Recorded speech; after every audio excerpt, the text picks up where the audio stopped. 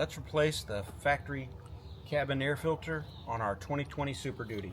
We're using the Wix WP10266. When you open it up, it has this bit of instruction sheet with it, but it is a little unclear. As a matter of fact, like, I kind of disagree with step 3.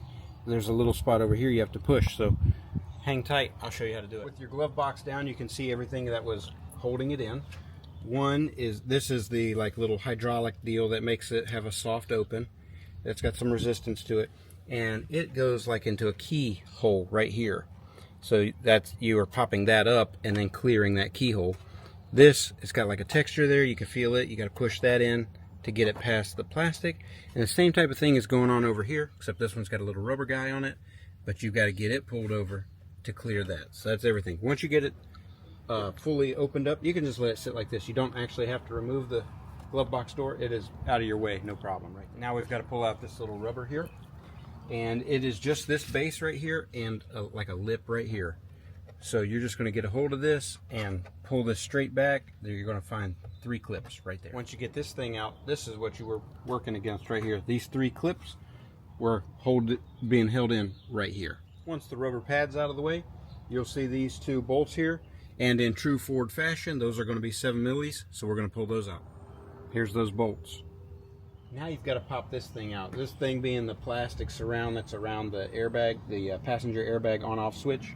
I've already got mine popped loose. I will tell you, it's a little bit more aggressive than you might imagine.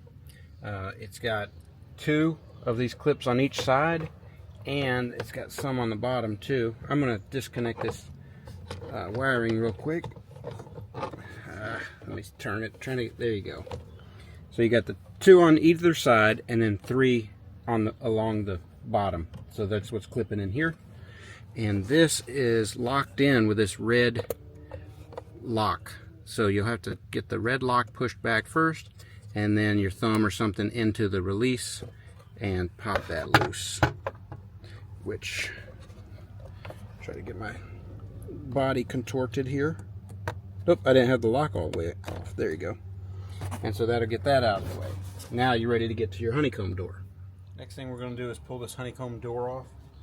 So, just show you how it goes on. These little tabs right here are hooked on inside. So it hinges from this point, goes in, hinges closed, and then you'll have to reach up and kind of open those up to get them to slide down. So I'll show you how to do that. You can see the placement of where it is inside the dash here. So you just got to reach over. Here's one of your ears, and the other one's kind of behind this wiring harness here.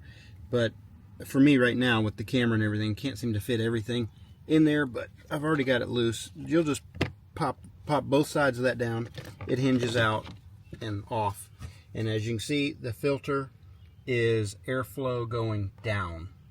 So this is the new filter put in. You can see the little wings on the side, and then it's printed like crap, but it is a down arrow. It's very hard to tell. So that'll be pushed in, and you'll be good to go.